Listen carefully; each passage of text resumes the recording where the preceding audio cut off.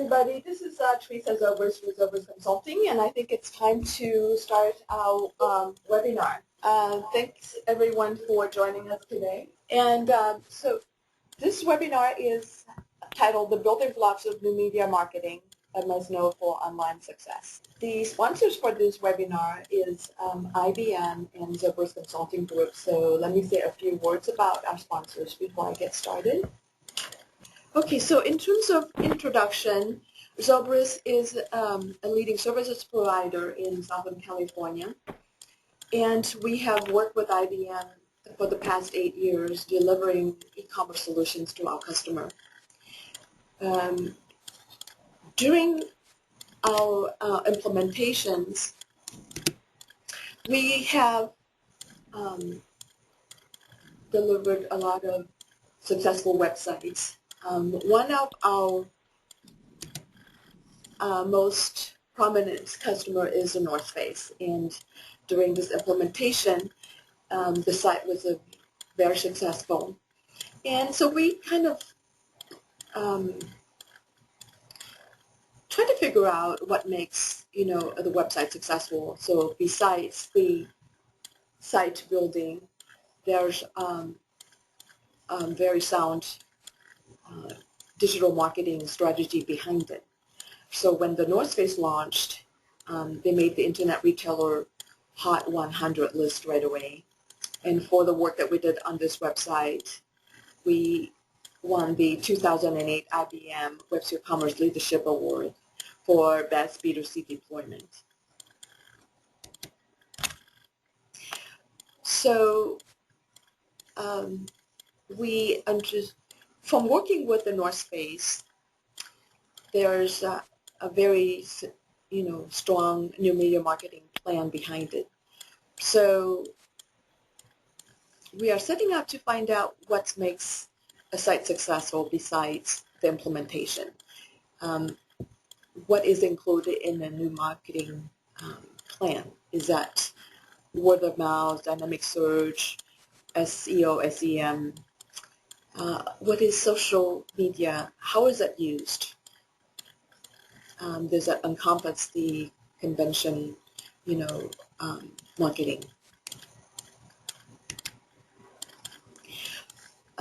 So we want to review 3 myth busters. Myth buster number 1 is build it and it will come.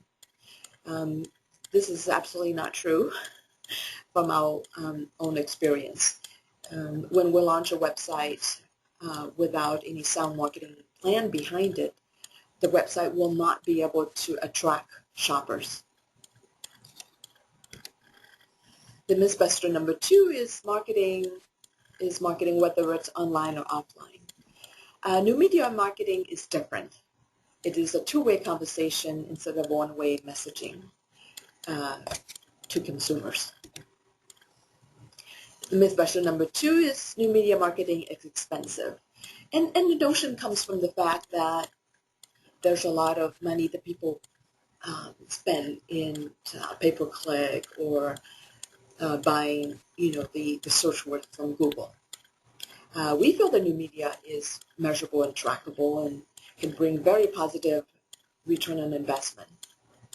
And it can be very cost-effective, and for that to be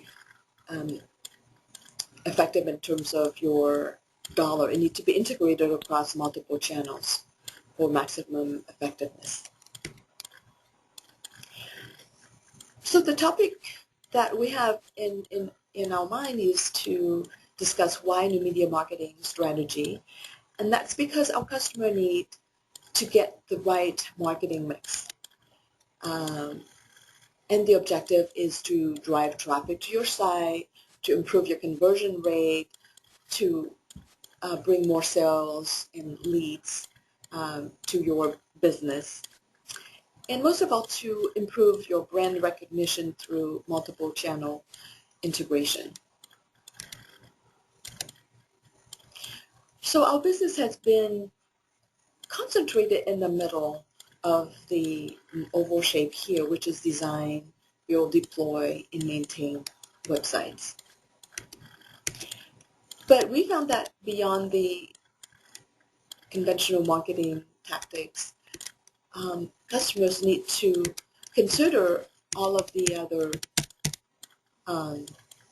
new marketing tools that are very prevalent nowadays to create an integrated marketing strategy.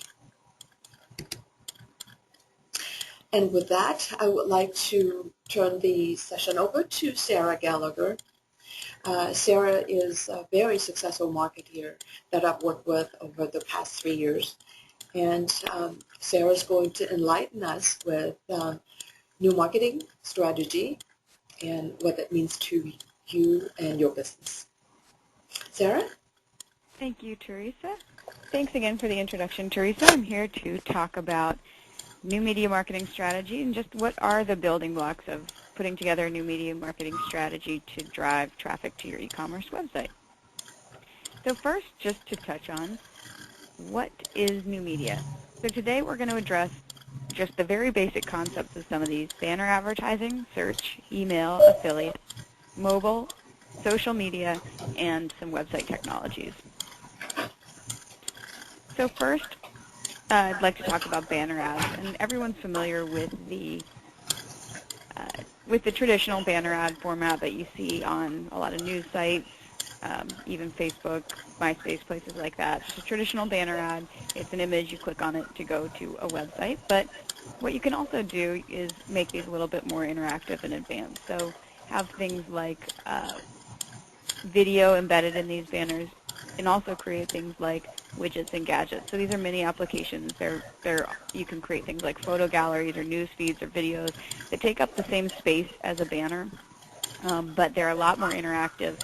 So a case study that we have here, just like Teresa mentioned, is the North Face. And the North Face rolled out a widget that was to promote a microsite that they created called Defy.tv, and it was all about snow sports, athletes, and products. And this widget let the customer take that content wherever they wanted. So you could take it, download it to your desktop, you could put it on your iGoogle page, you could embed it in your own Facebook page, and the North Face was then able to push content and information to the widgets and gadgets. So not only did someone take this content and put it somewhere where they were, in theory, more likely to see it more often, but the North Face was able to update that content remotely. So this widget, in this particular case study, outperformed traditional banners by 4 times the benchmark. So they saw great success there. So next we're going to talk about search. And as we're all familiar with search, using things like Google or Yahoo Search or even AOL Search or MSN, places where people go to find a product that they're looking for. It might be a specific brand, but it might also be a general product category, and they're going to these search engines to look for information about what they're looking for. So we have some examples here of companies who are using search in a really intelligent way. Nike is a great example here. If you search for Nike women, you see that Nike really owns the experience of search around their brand name. So you see they've got a paid ad up at the top of the page, Nike women's gear, and then they also, right below that, have natural search ads. So showing Nike women athletes gear, particular articles, videos, and then some more paid ads over on the side. And this is an example of a company using both a good paid search engine marketing strategy, so the highlighted words in the top of the page are what Nike's actually paying for, as well as making their site really intelligent with a natural search strategy. And we'll talk about that a little bit later, and we actually have a separate webinar on website technologies you can use to drive traffic to your site and help you come up better in search engine rankings. But we won't dive into that too far now, but it is important to be aware that there are 2 different types of ways that you can approach your search marketing strategy, and it's important to address both of them. So here, again, as our second case study, is Home Depot, and they actually have a search sitemap. So you can see the sitemap of their site comes up in their search results. Right there you see Shop Home Depot, and you see the categories below that. You see they also have great paid results as well as very solid natural search results. So they're number 1 and 2 for their own brand, and they're really controlling their brand name. They don't let other people bid on that keyword, and they make sure that if someone searches for Home Depot or any of their related keywords, they own those keywords. So next we're going to address email, and email is one of the single most effective and cost-efficient ways that you can drive traffic back to your site.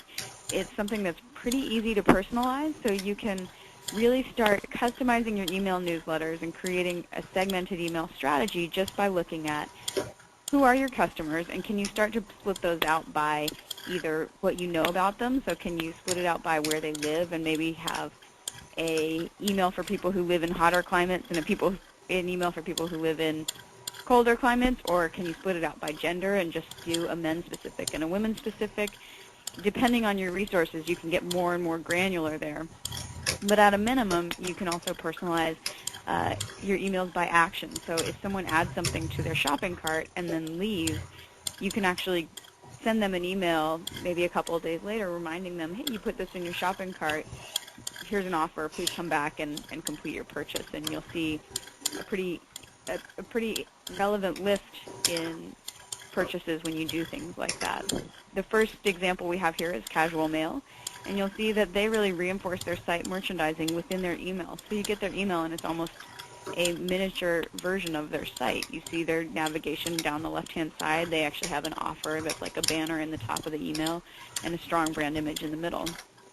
LL Bean, they use functional emails to also reinforce their branding and drive people back into the site. So this is an example of someone who went onto their site and requested a catalog, and they confirmed the catalog request with an email and also drove that person back into the departments, showed them some featured products, and reinforced their brand message with a big image up at the top. Now we're going to talk about affiliate marketing. So in affiliate marketing, advertisers and brands pay publishers for shoppers who actually complete purchases. So much like search engine marketing, this is something where you only pay if someone actually clicks on the ad and buys something from you. So it's a pay-for-performance type of advertising, and the example we use here might help to illustrate exactly how affiliate marketing works a little bit better. The affiliate is just anyone who wants to start, say they have a blog or a site that aggregates a lot of different content, and this person, for example, is shopping here, and they have a page where they aggregate content about auto parts. And so they do a lot of search engine work basically on your behalf, and they're out trying to get links and search keywords around auto parts. And then they go through an affiliate broker, so some examples of these are Commission Junction and Linkshare, and they actually show ads or keywords for the advertiser, and then if someone clicks on that ad, goes over to the advertiser's site, in this case Auto Parts Warehouse, and actually completes a purchase, that affiliate gets a percentage of that purchase. So it can be very effective because you're only paying for purchases, and you can grow pretty quickly. So in this example, Auto Parts Warehouse, they had about a ramp-up time of about 6 months, and during that time and since that time, they've averaged a 30% growth month over month with that affiliate program campaign. Next, we're going to address social media. So we have blogging, so things like creating a company blog to help your results in search engines, create relevant content for your customers that just keeps people coming back to your site and keeps search engines finding your site. We also have targeted blog outreach and word of mouth, so your PR team or your marketing team can actually identify key bloggers in your industry and reach out to them, offering them potentially products for a contest that they might run on their site in exchange for some promotion of your brand, or just offering them to do some independent reviews of your products or create a relationship with them.